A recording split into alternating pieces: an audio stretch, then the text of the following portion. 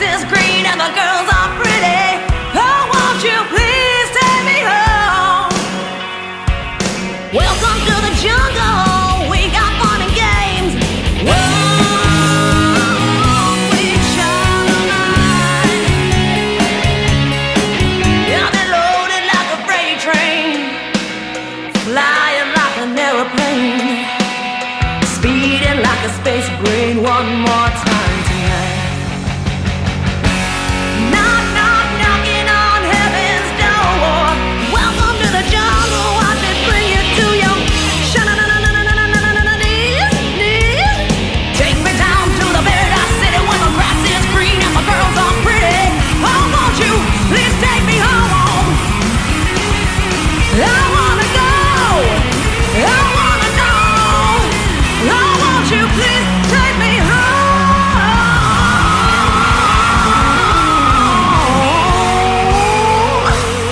baby?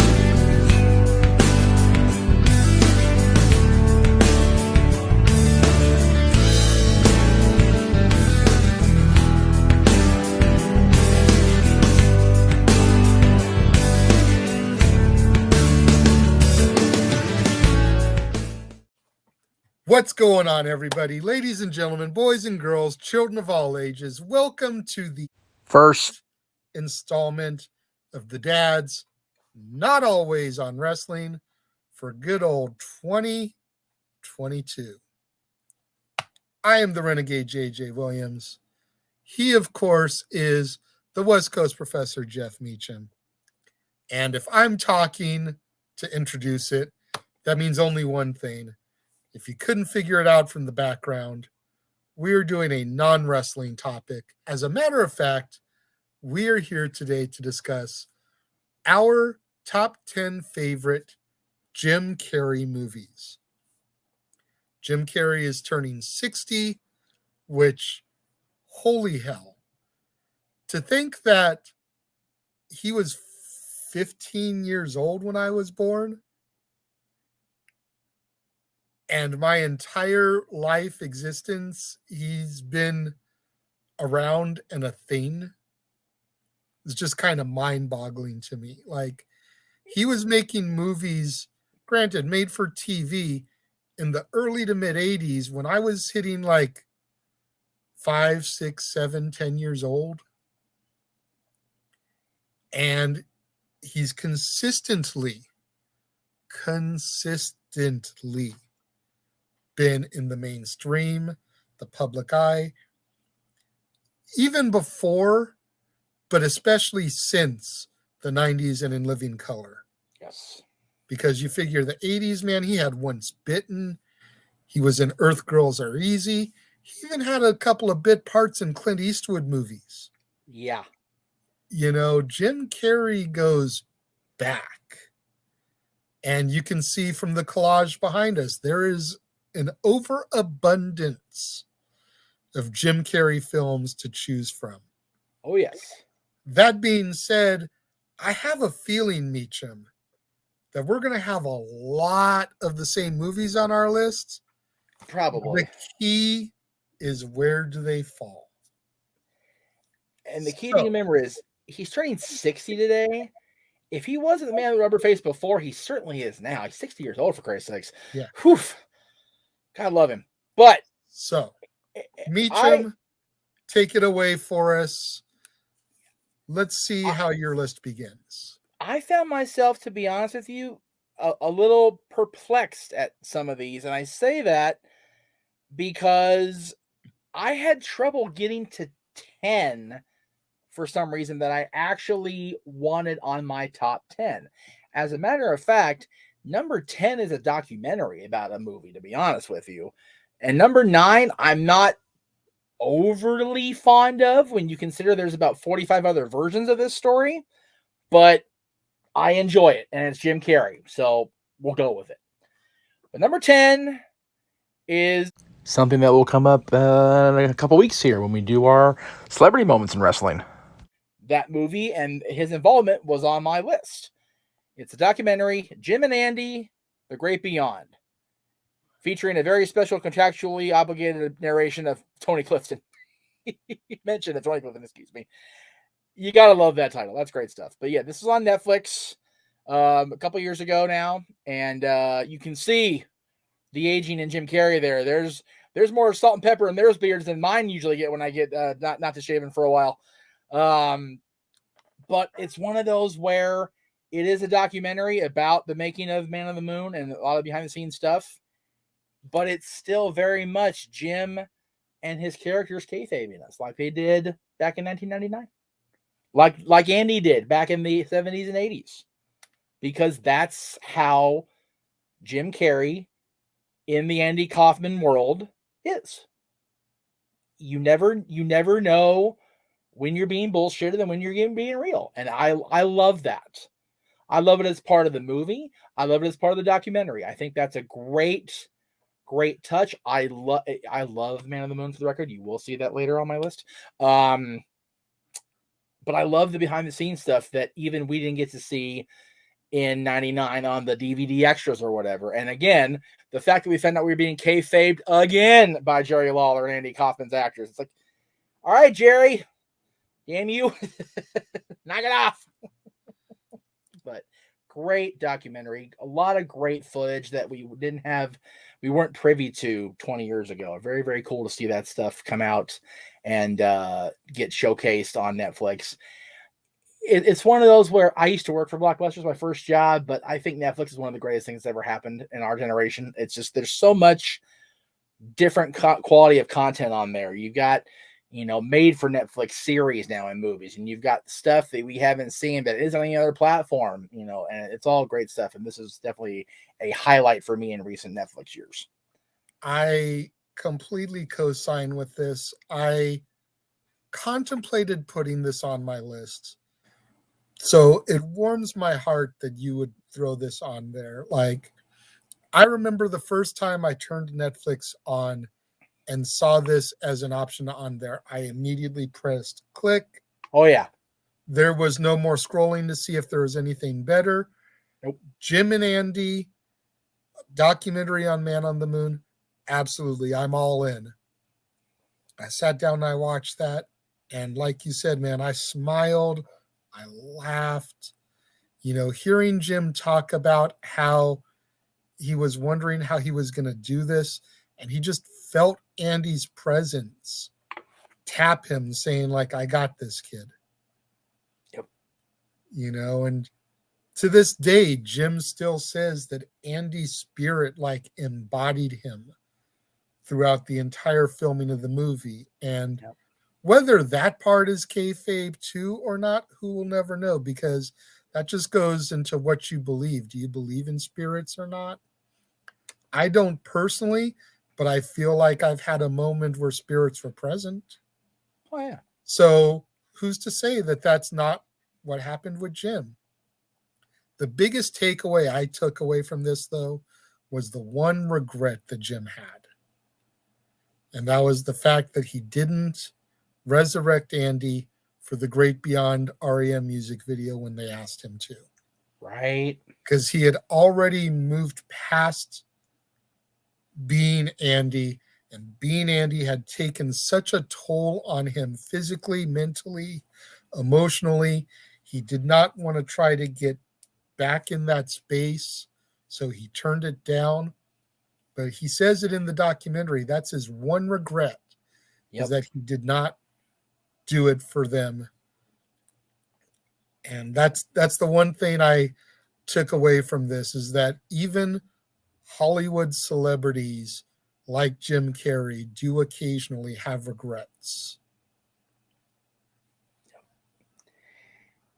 Well done, sir. Thank you. Great way to kick off your list. I appreciate that.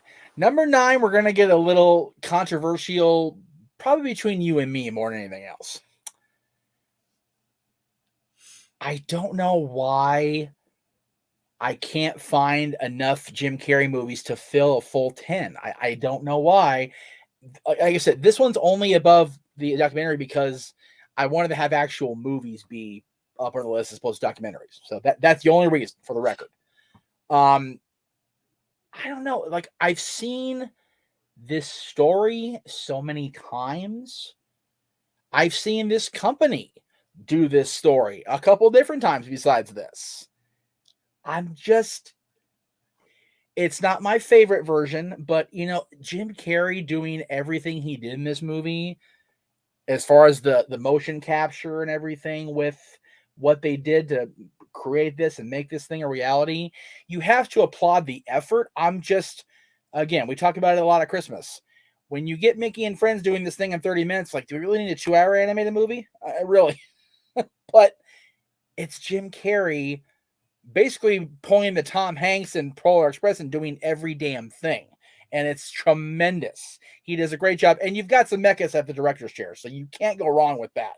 You've got Robert Zemeckis and Jim Carrey together, which is, if you get Robert Zemeckis in the director's chair, you're going to get me in the seat. It's going to happen, obviously. So that's how it ties in. There you go. Perfect. I figured it out. Yay me. Jim Carrey's version of Disney's Christmas Carol, again, we've seen Mickey and Friends do it. We've seen the Muppets and Michael Caine do it. We've seen Captain Jean-Luc Picard do it. We've seen, Admiral Boom do it. Every damn buddy's been Scrooge or Bob Cratchit or whoever. But you know what? Everybody has a different take. Everybody has a different favorite. And I found enough to like about this version that it made my Jim Carrey list. And I guess that's better than nothing, right? I mean, I'm sure you can wax better proxy on it than I can. So, I honestly can't say a bad thing about this one because I still have not seen Jim Carrey's version of Christmas Carol. Oh, wow. Okay. Well, shoot, that just I own it blows my over theory here out of in the my water. library, but I just have not sat through it yet because there are so many other versions that I prefer to watch that I just haven't made the effort to sit down and watch it yet. I mean, it's one of those things where I thank you forever for this. You had your week last year of, you're going to do the story that made the story, and then you're going to have a week of the movie itself. Different versions. It's like, okay, I got 7. I'm good. I'm good to go. I don't need to add Jim Carrey's this year. I'll probably watch it this coming year. Just December, just so I can have a variety, because Lord knows we don't watch the same things every year, except for Miracle on 4th Street and It's a Wonderful Life. I'll watch those. And Santa Claus with Tim Allen. And the whole reason I didn't put that movie, the Jim Carrey version, in there, which then, of course, had to be canceled because I canceled my show for a little bit. Right. But the whole reason I didn't put it in there was because I fully intend to do a month of Jim Carrey movies down the road. Right. As a featured actor. So I was like, well, I don't want to burn this in the Christmas month when I can save it for Jim Carrey month. It's the same reason why I didn't put his version of The Grinch in there, and I focused on the 2 animated versions because I wanted to save The Grinch for Jim Carrey month as well. And again, this is not a knock on the actor. Obviously, we're showcasing him today, so I'm not trying to knock. I don't think he's had 30 where he's been either the guy or one of the guys. I don't think he's had that many movies, like, honestly, because he doesn't do a whole lot each year because he makes so much bang on for his buck every time. He doesn't have to do 3-4 movies a year. So, 30 in a 30-year career sounds about right for Jim Carrey these days. So, anyway. Number 8, we get back to the haha, because, I mean, this is just ridiculous. It's so ridiculous it actually got Steve Carell a starring role in a spinoff. That's how ridiculous this damn movie is. And Lord forgive me for saying Bruce's name in vain with saying damn. But, yeah, again, you got Morgan Freeman as God. Always a good thing. You got Jim Carrey being slapstick physical comedy. Always a good thing. You got Jennifer Aniston's always a good thing in a featured role. It's everything you want in a in a that era comedy. You've got Jennifer Aniston, who was one of the featured six. You've got Jim Carrey, who's the guy at the time. Again, Morgan Freeman. Morgan Freeman's going to document narrate the documentary of my life. It's going to happen. I don't care what anybody says. It's going to happen. He's going to tell everybody my life story, and you're going to listen because it's Morgan Freeman. So I'm going to make sure his head gets frozen with walls. That way he can actually talk during it, because hopefully he dies before me. Good grief. He's old now. God love Morgan. But it's just one of those where the stars aligned, the heavens aligned, if you will. And it's just one of the damnedest things you'll ever see. If you've never seen Bruce Almighty, I can't recommend it enough. I don't usually recommend a whole lot of stuff like that, because some of those are like, they kind of generate toward the Adam Sandler version of funny, which is going to be my number 7, by the way. But this one's really, really quality. It's clever, and it's just flat out freaking funny. I love this movie. All right, number 7 is a guilty pleasure. A lot of people don't like this movie. I have loved it from the minute I saw it. I saw it in theaters. I had so much love for the potential of how good it could be. It's Jim Carrey. It's Renee Zellweger. And it's Jim Carrey again, because it's me, myself, and Irene. It's basically your classic Dr. Jekyll, Mr. Hyde, but it's Jim Carrey. There you go. That's what this is. That's all I have to say about that. Right? It's one of those where if Tom Hanks isn't doing the classic movie, then it's going to be Jim Carrey at this stage of it's one or the other for our generation. Tom Hanks is the greatest actor. Jim Carrey's like the classic, like, insert ridiculously funny comedy here.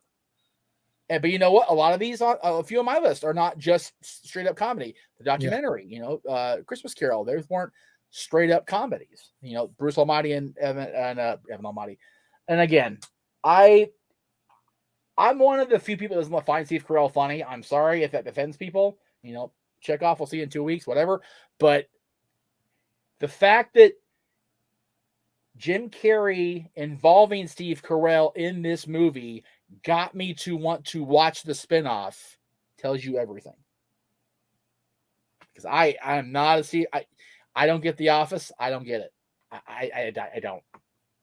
So this is good, and it made Evan Almighty worth wanting to see. So divine intervention, if you will, to get me to be a Steve Carell fan for a moment. Not kind of Get Smart, because that shit was funny too. But that was more Dwayne being there. That's the reason I saw that movie. And this. So Man. All right, number 6 and 5 can go either way for me, because they're both came out around the same time. They're both quintessential. They have to be on a Jim Carrey list. So let's just go ahead and do it right now. Ace Ventura, Pet Detective, and The Mask. And again, what about When Nature Calls? Didn't like that one so much as the first one. When Nature Calls felt like it was okay, Pet Detective made us a shit ton of money. Can you do another one? Yeah, but it won't be as funny. Yeah, it's okay. We'll still make a ton of money. And it did. But it wasn't as good. Pet Detective is great. You've got, again, another. We need to get him and Lisa Kudrow doing a thing. I don't know if they have or not. We need to get him, that way he gets all three of them in a starring role with him, because Courtney Cox, just on the cusp of starting Friends in a leading role here. You've got the Miami Dolphins and their kicker. God love him. Laces up, folks. Laces out. What's that? Laces out. Laces out. Whatever. Laces out. Very true. The fact that the detective, the kicker is the red herring, you pretty much know it's going to be a thing, but you don't want to believe it because she's so attractive. And it's like, you get the entire thing Ace goes through. You're like, oh no, what the hell? Yep. Yeah, just right through the uprights in more ways than one. Oofa. Yeah. And then you've got The Mask. I mean, First of all, The Mask, Jim Carrey, this is really the one that made you realize how rubber his face is. Yes, he's wearing a mask as far as makeup goes, but Stanley himself had the face all over the place too, and you really saw him come out of that role realizing that he could make his face go places that like your basic jaw structure should not be able to move. Yeah. And you make Cameron Diaz a player in this movie. She became a star in this movie. She went on to do, something about Mary and the other roles she did, Charlie's Angels, of course. But this movie, I mean, Cameron Diaz in one fell swoop here, as sexy as, here it is, fuck in this movie, and yet funnier than hell at the same time. She's great in this. I forget the actor who plays Stanley's best friend. Forgive me, sir. But his obsession with the mask, diving in at the very end because he couldn't believe that he was throwing it into the river. He was great. The guy that played Dorian Tyrell, the villain, was hysterically and just such a bastard. I love The Mask. I like The Mask better than Ace Ventura, which is why it's number 5 and not number 6, because I like The Mask better. But as a sports fan, as a football fan, Ace Ventura: Pet Detective is a great story within a story too, because you get the Miami Dolphins basically lampooning themselves, which is always good. Because they lampoon themselves anyway in real life now. Yeah. So yeah, Ace and Mask are right there with me, neck and neck for me. Number 4 is one that people, like, especially people in this house, they know when this movie's on. Curtain goes shut. I put headphones on, and there's just ridiculous laughter throughout the next hour and a half, 2 hours, depending if I watch on TV or on streaming. Because we as dads now have all been here, where we get caught in a moment of in perpetuity, and we feel like we want to take it back, and we just hope to God our kids don't wish we have to take it back. Like, having seen this movie so many times over the years, and now seeing it as a dad the last 13 years, I go, brother, I get you. I understand. It's like, you don't want to lie to your kids. You don't want to lie to your loved ones, but sometimes you just gotta, fiblet or white lie just to get through the freaking day, man. But Jim cannot tell a lie for 24 hours, and he is in agony of his fool. Just from the moment the first truth comes out, was it good for you? I've had better. And the look on his face, he's like, I done stepped in it. And she throws him all across the floor out of that room. Like, bye-bye. And just his whole interactions with everybody throughout the rest of the movie is just ridiculous. And again, I forget her name. I'm so sorry. She's a great actress. The one that plays her secretary, the one that's also Mrs. Doubtfire. She is just great in this.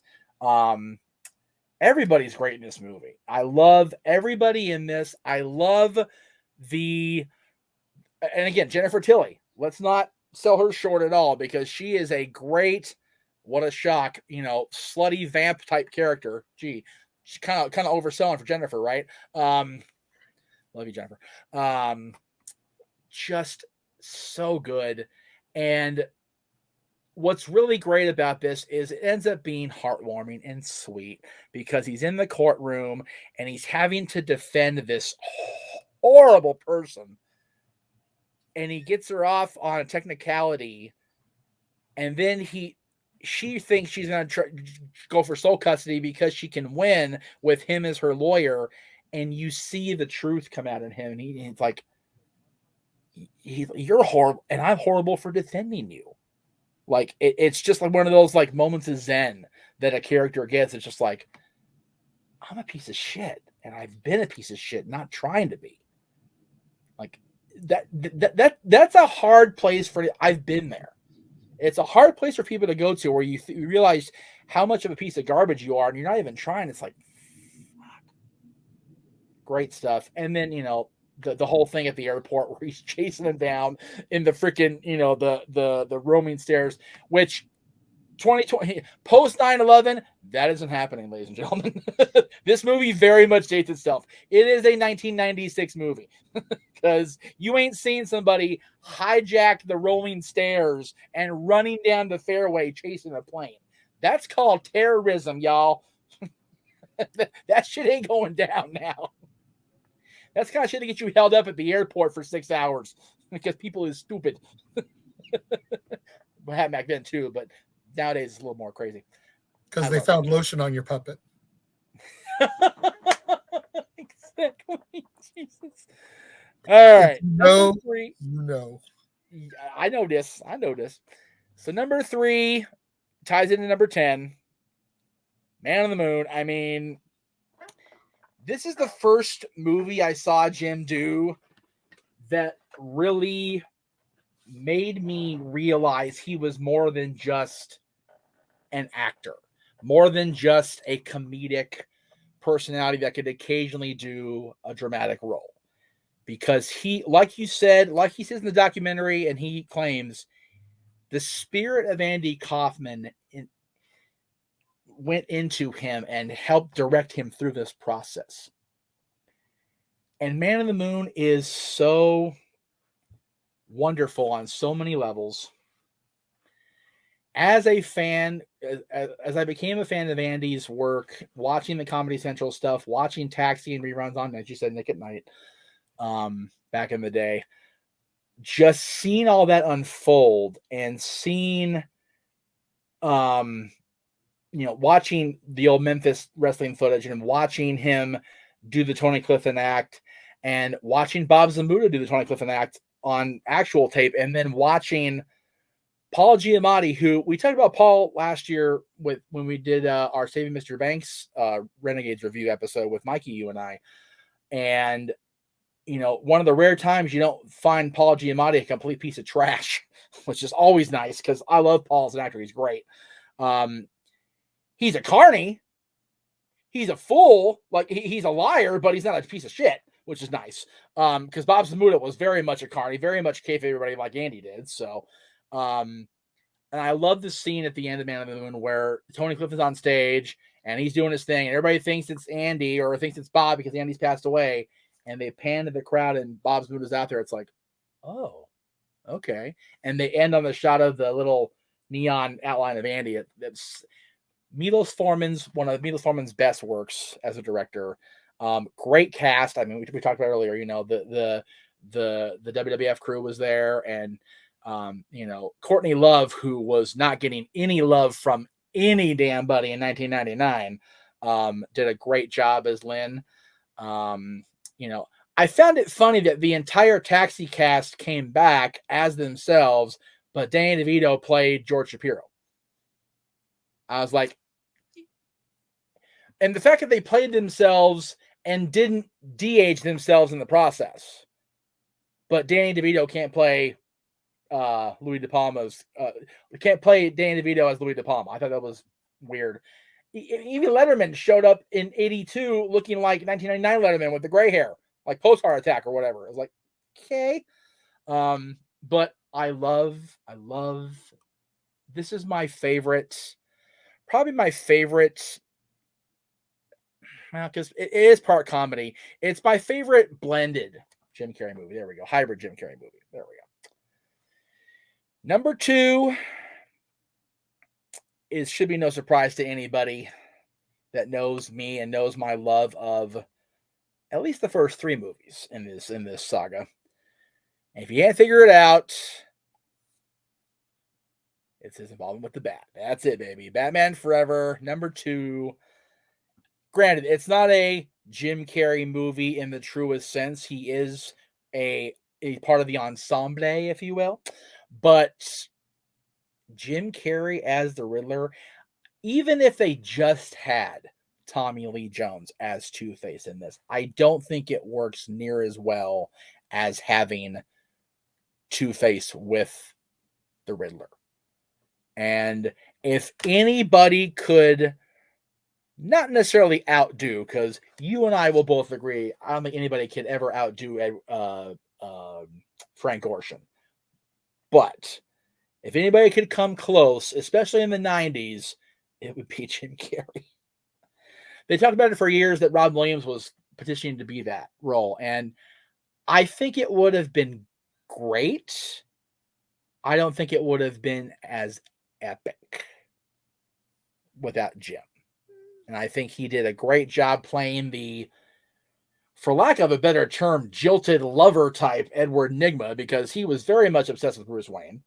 And it sent him over the Joker's thing. All it takes is one bad day. Edward was on the cusp of insanity. And then the shit hit the fan. So all it takes is one bad moment. And he's literally throwing his executive out the window. And making cracks about it in the process. So he's definitely a comedic villain already. So I love this. I love they included him in this. I think that this was both the best and the worst thing. I say best because having the two villain front definitely continued on from the greatness that was Batman Returns. But I felt like they had to continue the 2-man front, and we got Arnold as Mr. Freeze, which was what it was. And again, Uma Thurman as Poison Ivy. I'll take that in a bag of chips every day of the week, twice on Sunday. But Arnold was just so campy that I think Arnold felt like he had to out-comedic Jim and Tommy Lee. And it's like, no, Arnold, you're an action badass. Be the badass. And I think that Schumacher felt like they had to out-comedic Jim. It's like, you're not going to out-comedic Jim Carrey in the 90s, folks. Move on. Do something else. And I still say that's the reason why it got so over campy that they went, okay, Batman Triumphant's done. Shelve that shit for a decade. So Jim Carrey was the best thing that happened to Batman and the worst thing, and that's okay, because he's still funnier than shit as the Riddler, and I love it. Yep. Number 1 is going to be a polarizing pick, because it's my favorite Jim Carrey movie.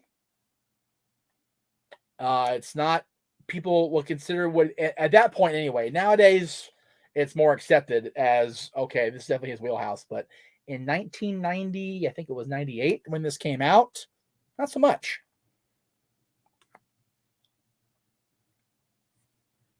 I absolutely love The Truman Show. I love everything about it. I love the idea of it. I love the idea of this being the forefront to Mikey's favorite show on CBS. I love it being a commentary on society and on reality TV's place in society. I love that everybody in here that you expect to be the pillar is not. I mean, it's God, everything about this is so off.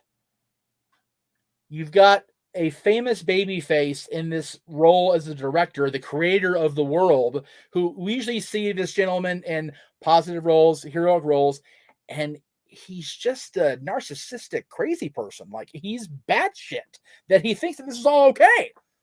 That they literally adopted this baby as a corporation and built a world around him.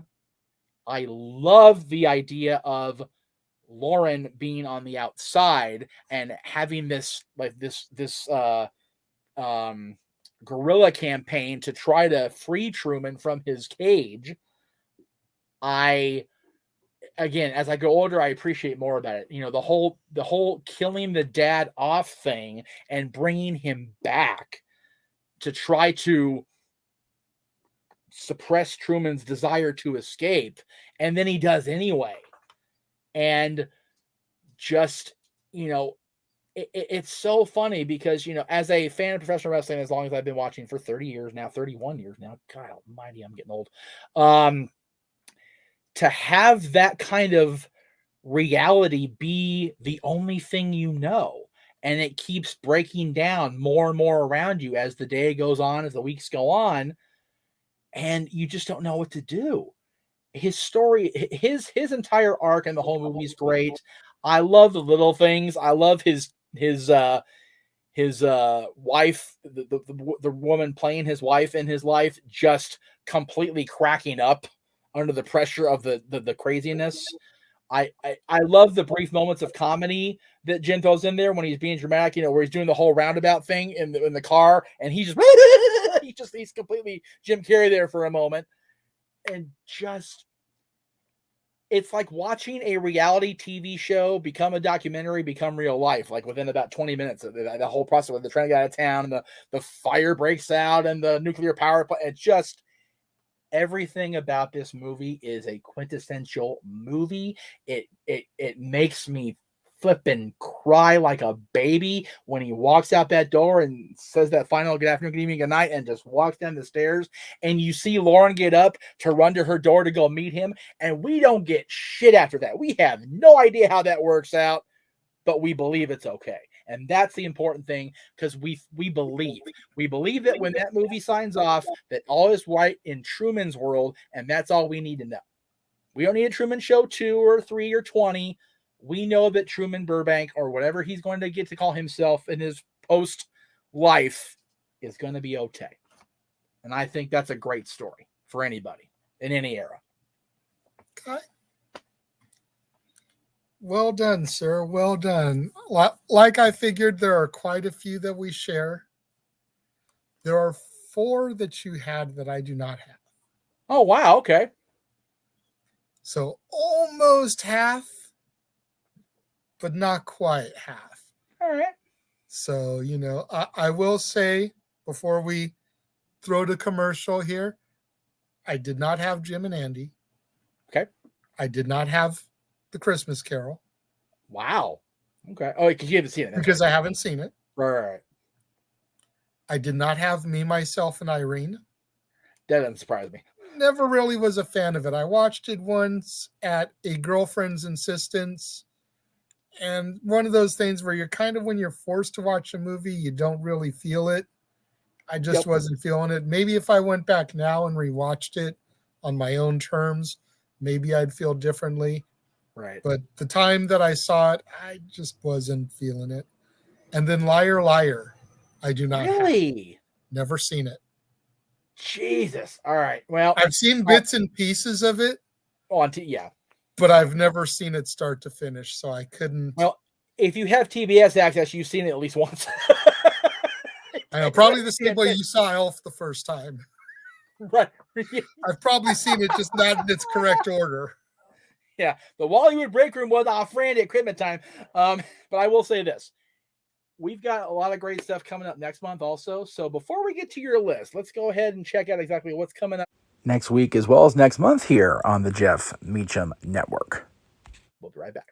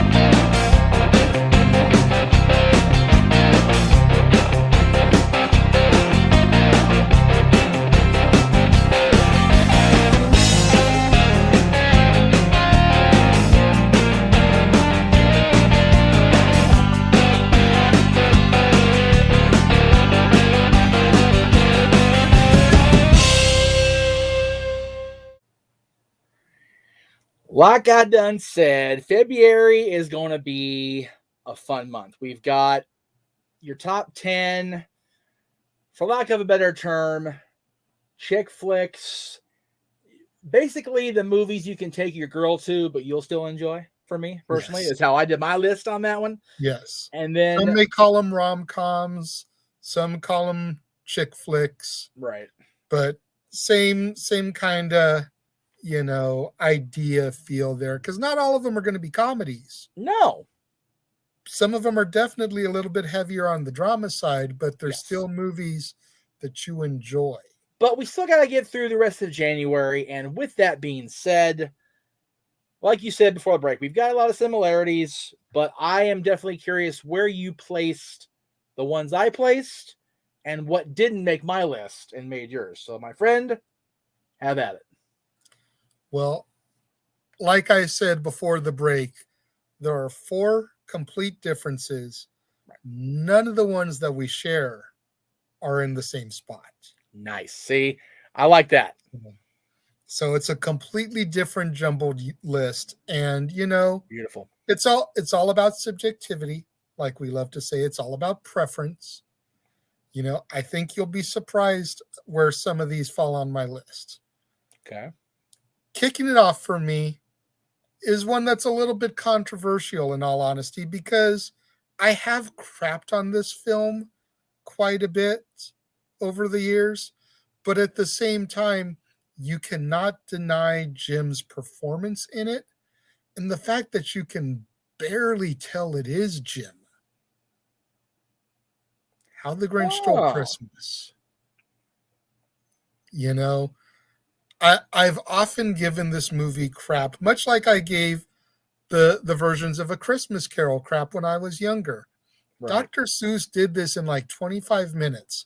Why am I watching this 2+ hour movie about the Grinch? And more specifically, why are you giving me all of this backstory to make the Grinch a sympathetic creature? Y'all are some bullies. Y'all who villains are who villains. You guys have treated the Grinch when he was a kid like absolute shit. And you wonder why he messes with you now. He has gotten his revenge on y'all at the time that you love and appreciate the most. And I hate that they made him sympathetic in that way.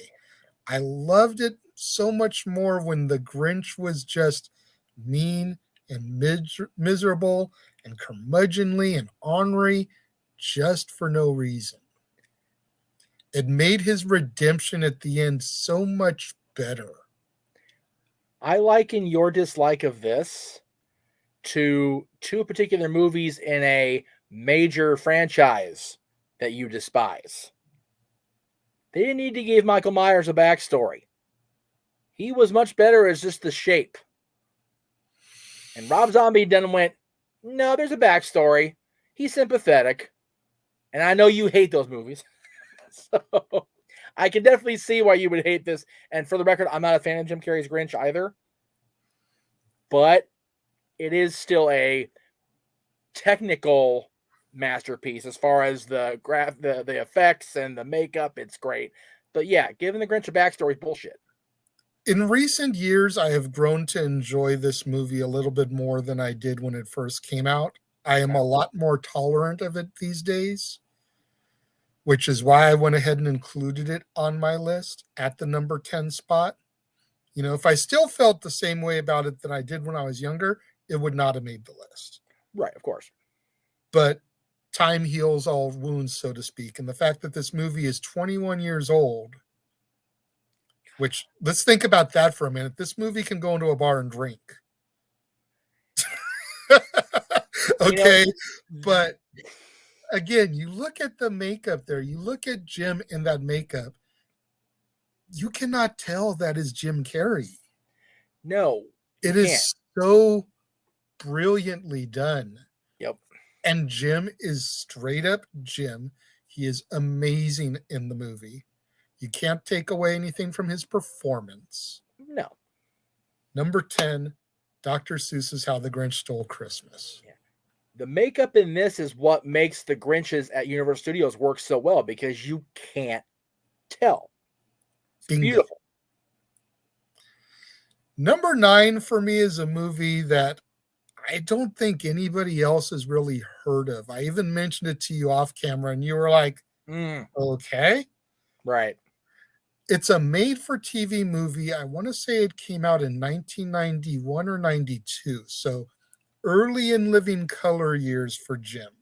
Okay. It's called Doing Time on Maple Drive.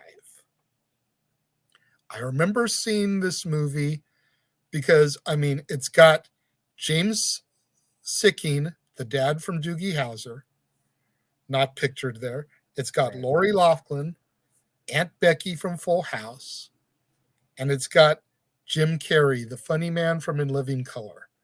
What was there about this movie to make me not want to see it as a kid growing up in the early 90s? Seriously. But then you watch it, and it's not a comedy. This is the first time I saw Jim do something serious. He plays a recovering alcoholic throughout the film. Very dysfunctional, very short-tempered. Everything you would think of that a recovering addict goes through.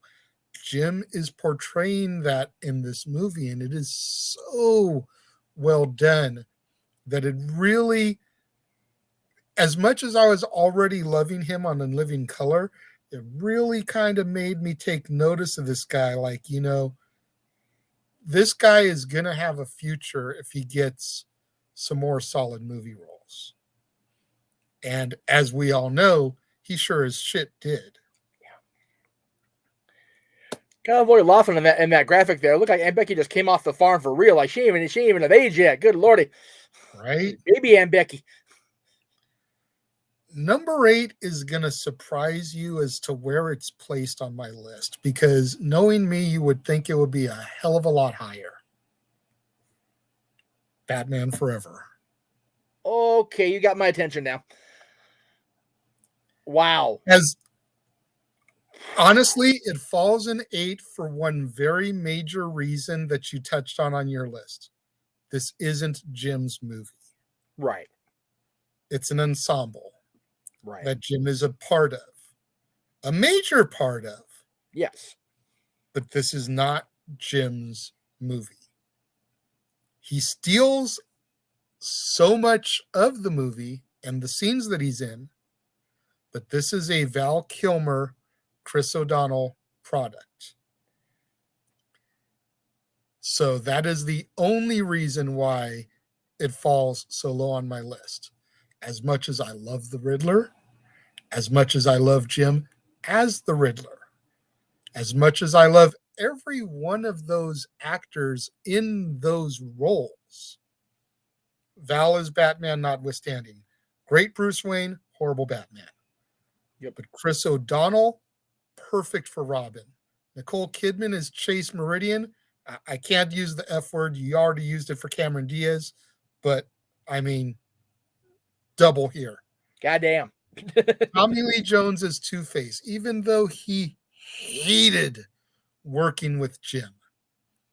Their chemistry is undeniable, and it was a different side of Tommy Lee Jones than we were used to. And Jim being Jim, man. I mean, you touched on how Robin Williams wanted to do it. Would it have been as great? Would it have been as epic? I don't know. I think we have the problem of the fact that Jim was so good, we can't imagine anybody else in the role. Yeah. But you got to figure this was just a couple years removed from Robin as the genie. Oh, yeah. I understand like, that. Robin was still on top of the world. He so could have hit that home run that Jim hit. And then we'd be asking, would Jim in the role have been as epic, as great? Because it would have had the years behind it. So it's really just one of those, almost dogmatic questions where hindsight's a mother effer. Yes. Because what if? do me a favor, put that guy back up one more time for me if you can. The Batman. I just noticed this. So here we are, what, 30 or 26 years later, almost 27, almost. Do the character images get smaller as they go up the screen? I mean, look, Batman's big. It's Batman, of course. Jim Carrey looks bigger than Tommy's image. Tommy's looks bigger than Nicole's image, and Nicole's looks bigger than Chris O'Donnell's. Or am I just seeing things? I think you're seeing things. Okay, because like I would understand why that would be the case, because you figure Jim Carrey is Jim Carrey in 95, and like as you go up that list, it's less and less of a, at that moment anyway, box office like, oh, so I would get it, but yeah, just my eyes playing tricks on me. Number 7 on my list is another one that did not appear on yours. Okay. And I'm sure you can wax philosophical for me as to why you didn't make the list. Could just be as simple as you haven't seen it. But it came out right in that run from Ace Ventura, The Mask, Dumb and Dumber. Okay. You know, this is one of those films that when I was a teenager, man, I wore this VHS out. I need skin thin, baby. These two were so great together. I just love watching that movie. You know, you want to hear the most annoying sound in the world? Complete ad lib. Him singing Chitty Chitty Bang Bang. Complete ad lib. Yep. Got left in the movie. You know, these just two bumbling idiots. Very much reminiscent to me in hindsight of Jay and Silent Bob Strike Back.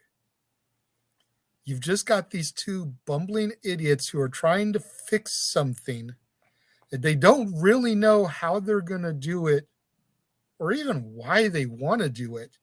They just get this itch to do it, and antics ensue.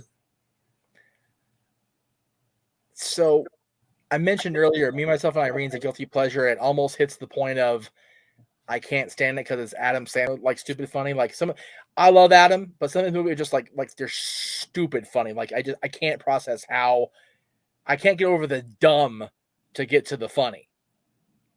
I can't effing stand Dumb and Dumber. I've never liked it. I've watched it. I've tried to. I watched it once all the way through it. I'm like, all right, I done did it. Leave me alone. I get people that want like, no, I don't want to watch this. Like I know, like it is dumb and it gets dumber. And just no, I can't. Like that's why it's one of those.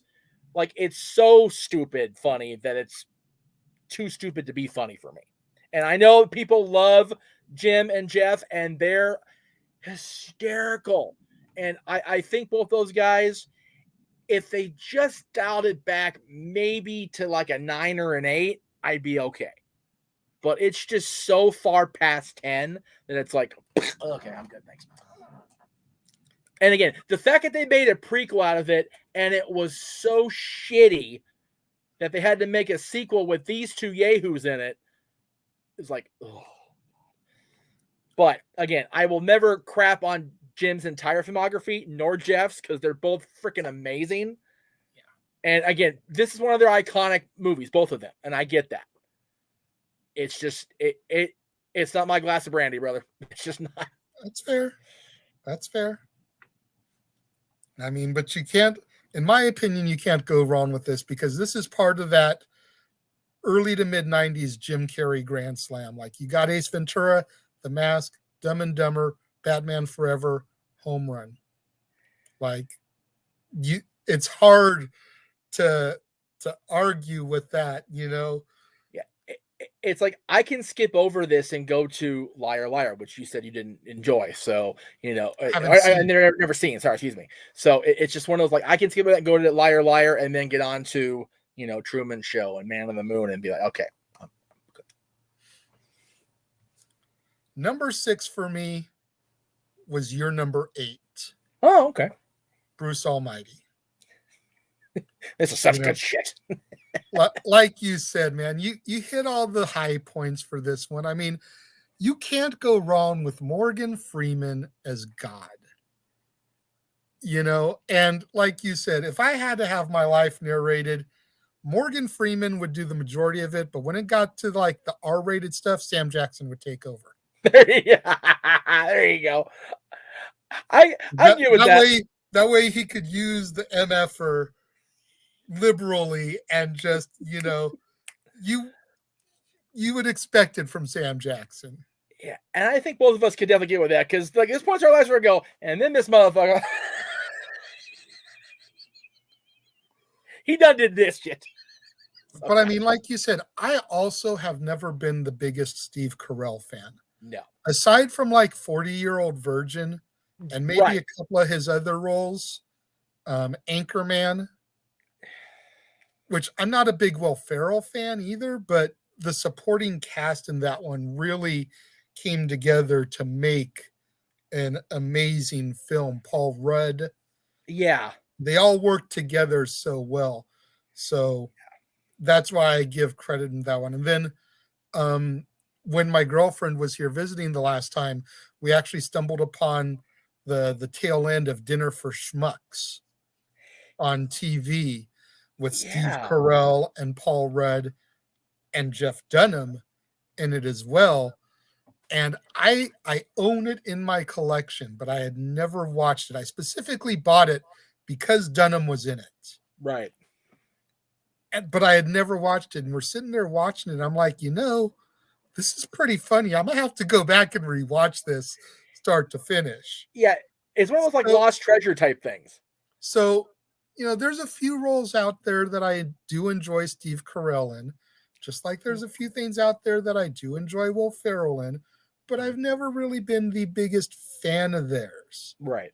This movie, like you said, is one of the exceptions, though, because Jim just made him so funny that, when you heard about Evan Almighty, you went out to see it because you almost wanted to see if Bruce was going to make a cameo. Right. And I actually heard that Bruce did shoot a scene. Jim shot a scene as Bruce, but it was deleted. Right. Well, because they didn't want to take away from Steve's film. Right. And they already had Morgan in there as it is, which was, having Morgan Freeman in your movie doing a cameo as God is, enough. So, yeah. Bruce Almighty, though, number 6. Great stuff. My number 5 was your number 1. Whoa. I'm surprised to see it on your list. I'm not going to lie. A lot of the same stuff that you said, man. I enjoy the crap out of the Truman Show. Yep. And I frequently would use good morning. And in case I don't see you, good afternoon, good evening, and good night. Yes. For quite a while after that movie came out. I don't use it as much anymore. But, I do occasionally when I can find the right moment to interject it there.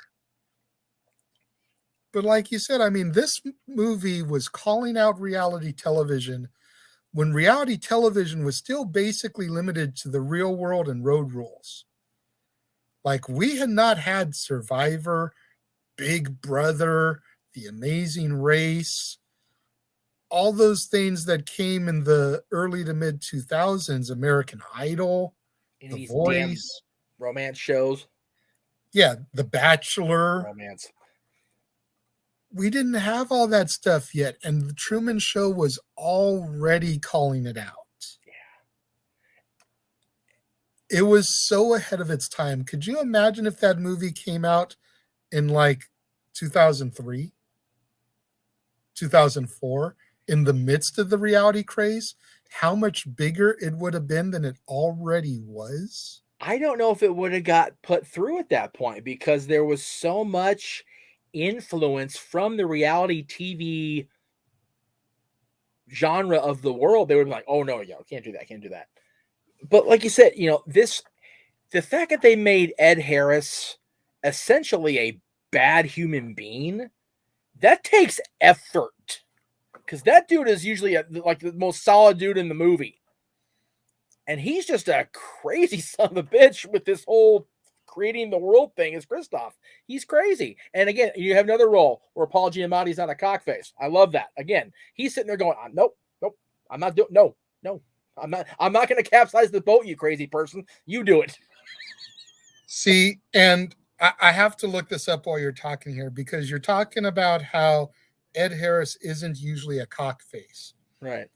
I don't know what movies you watch him in, dude, because most of the movies I have seen him in, he has been a cockface. Real? Okay, well. You know, you figure The Rock. I've still never seen The Rock to this day. You figure The Truman Show. Mm-hmm. You figure, I'm trying to see what other ones. National Treasure, Book of Secrets. But Blame Your Ex. I still haven't seen part 2 yet. I've only seen the first one. But I mean, just those in particular, most of the other ones, it's been a while since I've seen, or I haven't seen them enough. But those 3, I know I have seen him in, and he's just a dick. And even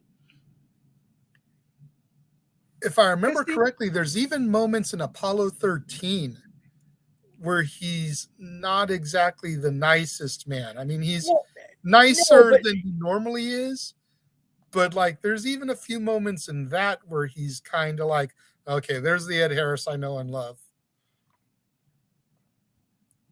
I'm just trying to think of why. Maybe I'm projecting his filmography onto somebody else, because I remember him always being a cool guy, but maybe I'm thinking of somebody else. Anyway, but yeah, it was just, I guess it's more because like I think of him as like this. I don't know if he's a fatherly figure, because that's I don't know, but I don't know. You kind of caught me here. I'm not sure. It's all good. That's why I'm the movie guy and you're the wrestling guy. Exactly. That's it, man. I'm just looking here.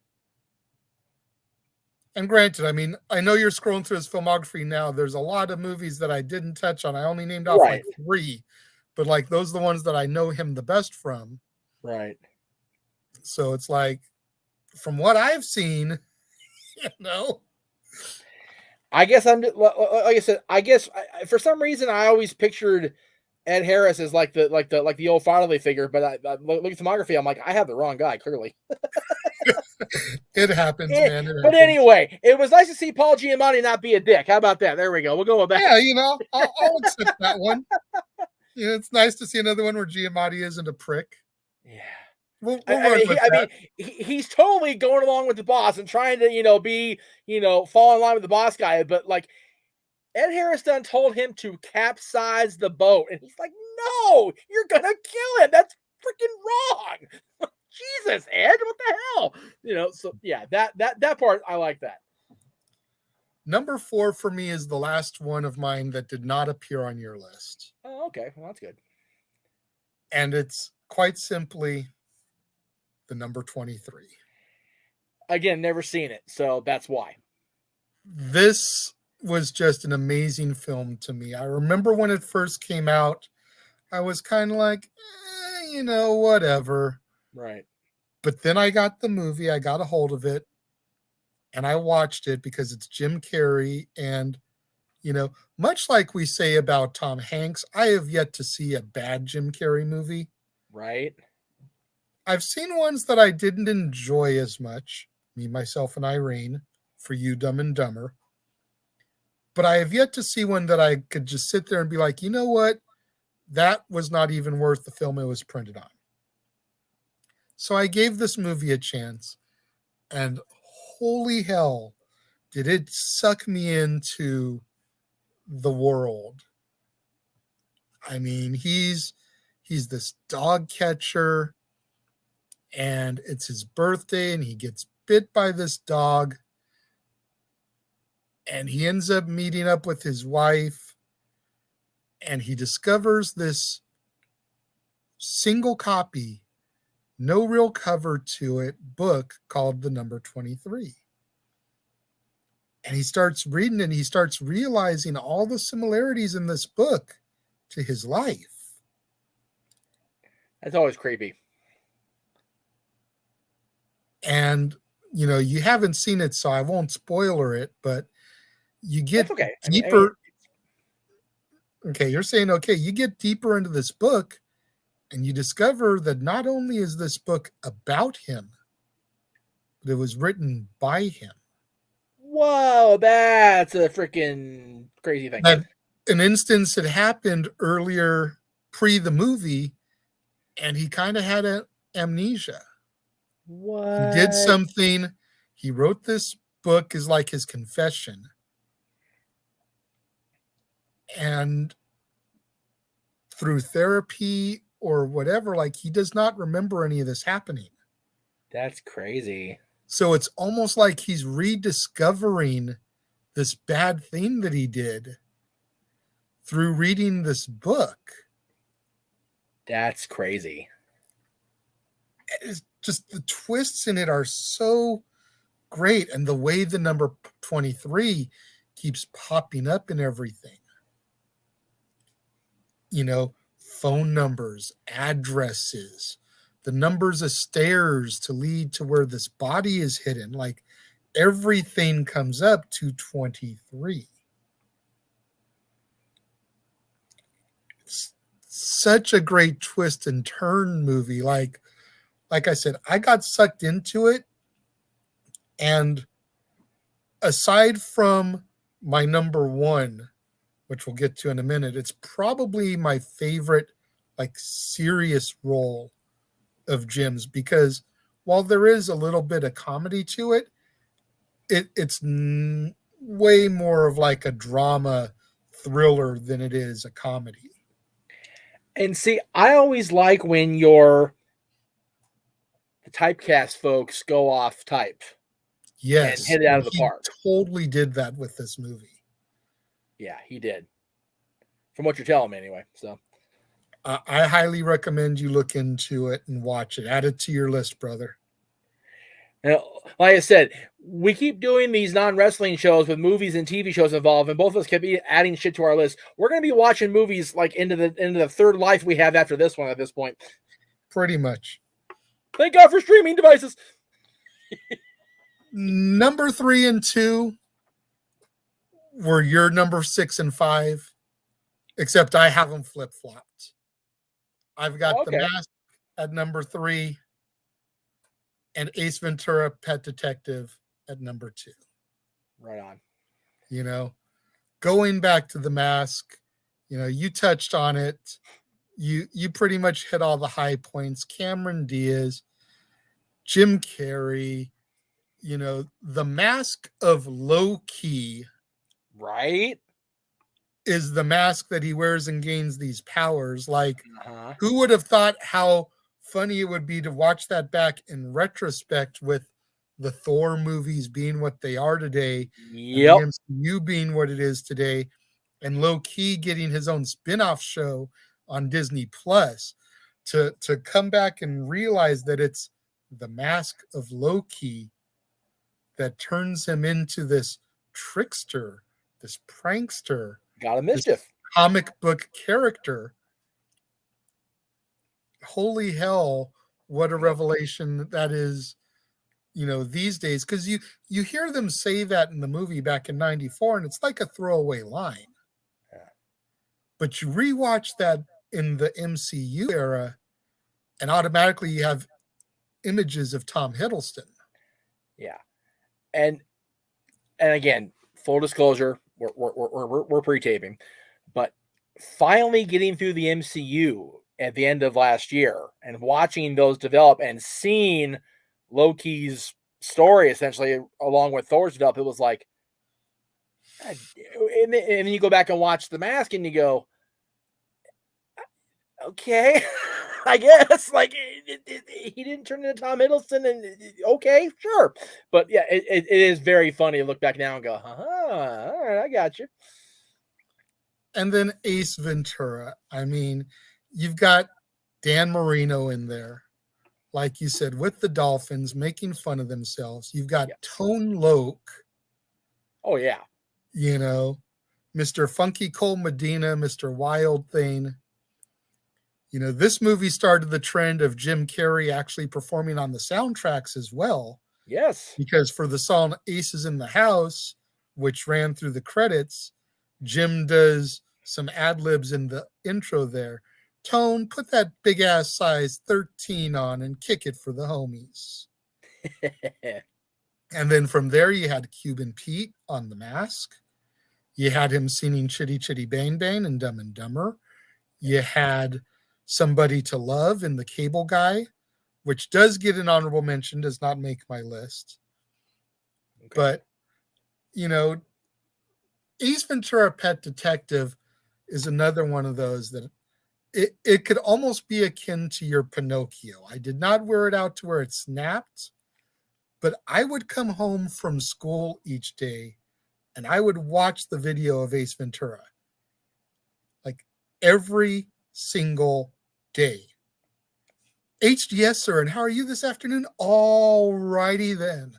I've got a package for you. Sounds broken.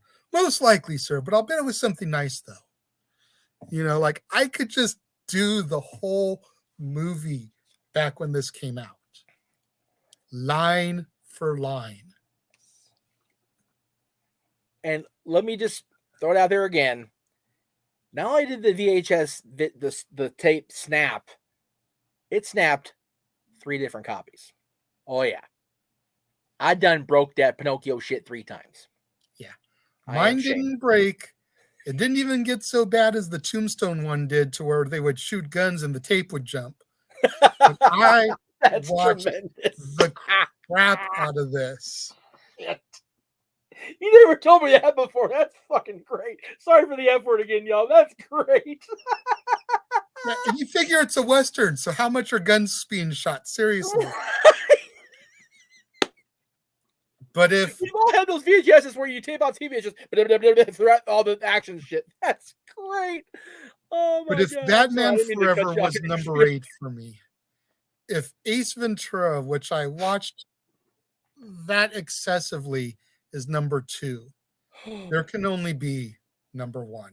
Oh my God in heaven, Jay. And we touched on it a bit when we talked about the non-WrestleMania celebrity moments. Ah, yes. You mentioned it on your show. I mean, how could I not put it number 1? The movie that I was in. Right. I done in this. Granted, you don't see me. I'm John Cena. You can't see me in this. That's right. But I'm in it. You're there. I was there. Me and Stat Boy were there when those scenes were filmed. I mean, you mentioned it so beautifully. This was the perfect blend movie of drama and comedy. Yep.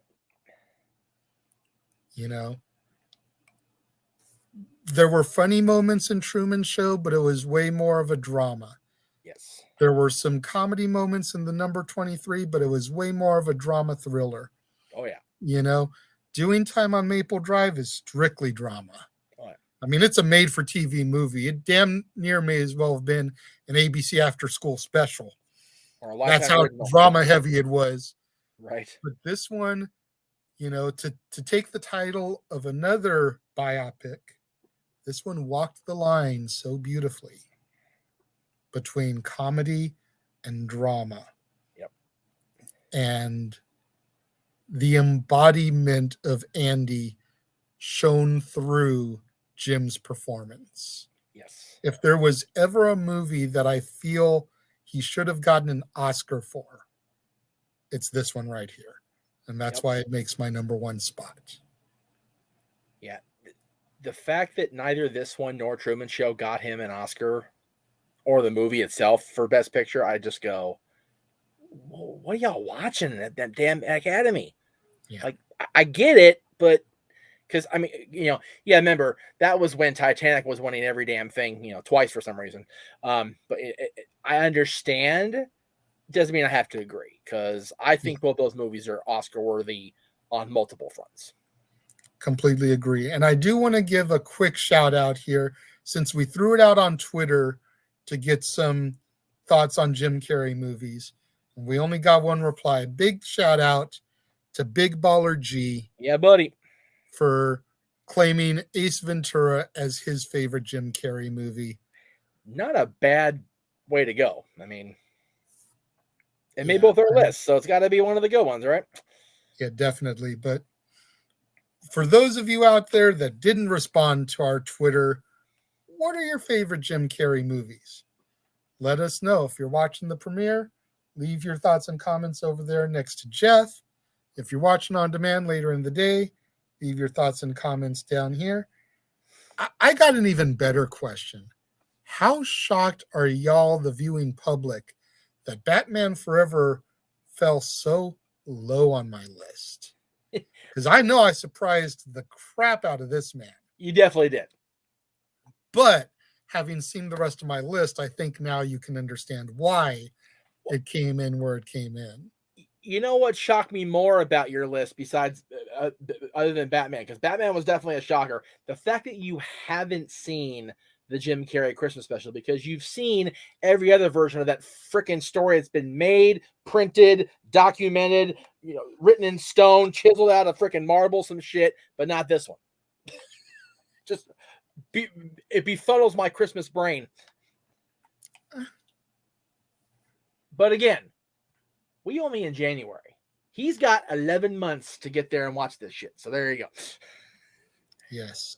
But before we get to December, we got to get through February. And as I said, as we saw during the break, again, if you're a primarily Attitude / Ruthless Aggression era fan of WWF, WWE, you're going to love our early February show because it is the greatest matches in No Way Out history.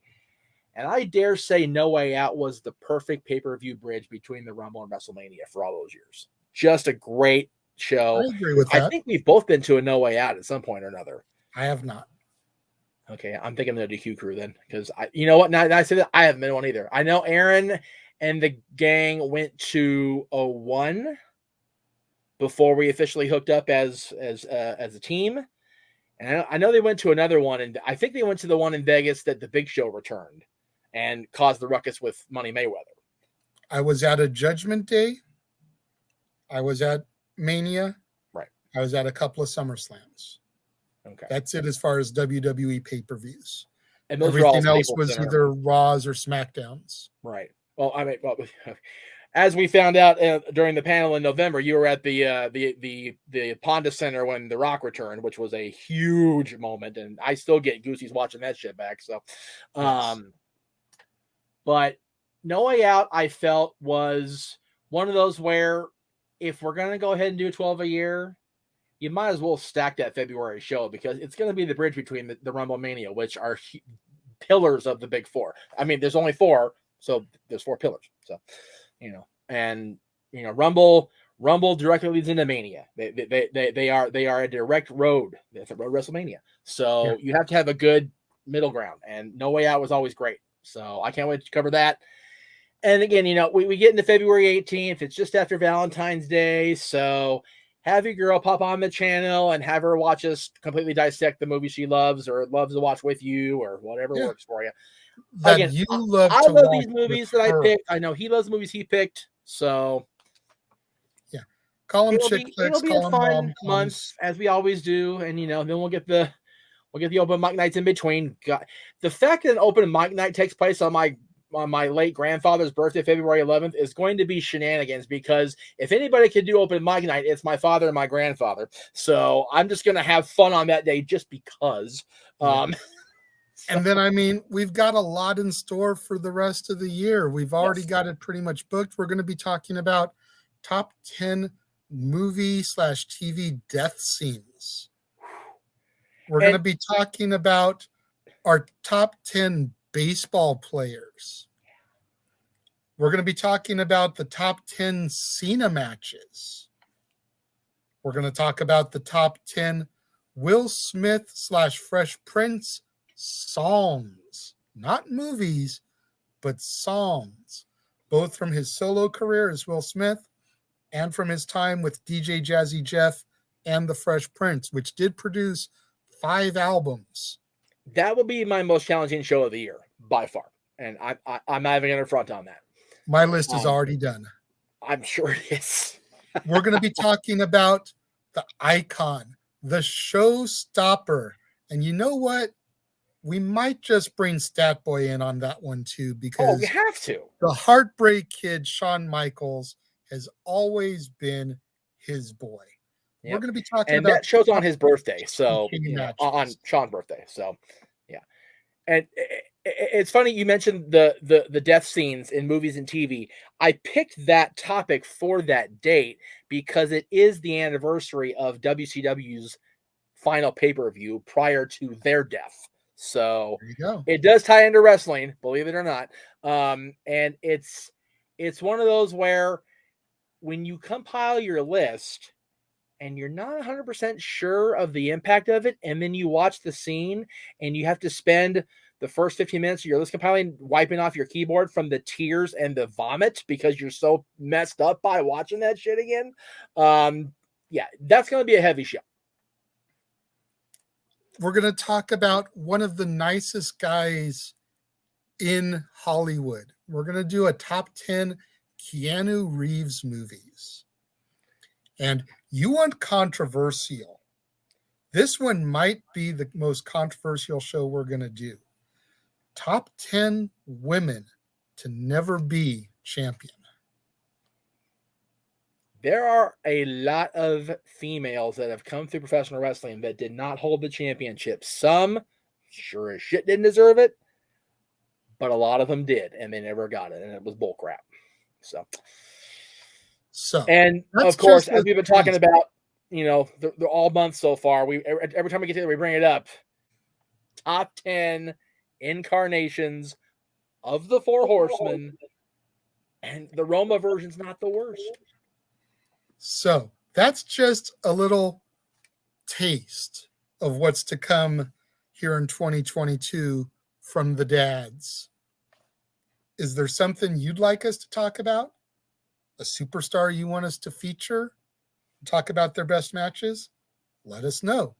You can either leave comments, again, if you're watching live over there next to Jeff, if you're watching via Memorex underneath us, or you can tweet us at ROWJJ Williams, @ Jeff Meacham. Give us ideas for topics because we're plowing through this full force, baby. We're not stopping. Can't stop, won't stop. And at this point, there's a reason this show is on Friday. We ain't got shit to do. Our kids ain't here. And for the most part, we ain't got no job. So it's, we got nothing but time. So you provide the topic, we will dissect it like a freaking frog in biology, y'all, for real. So until next month, I have been the Renegade JJ Williams. He has been the West Coast Professor Jeff Meacham. And we will see you guys next time.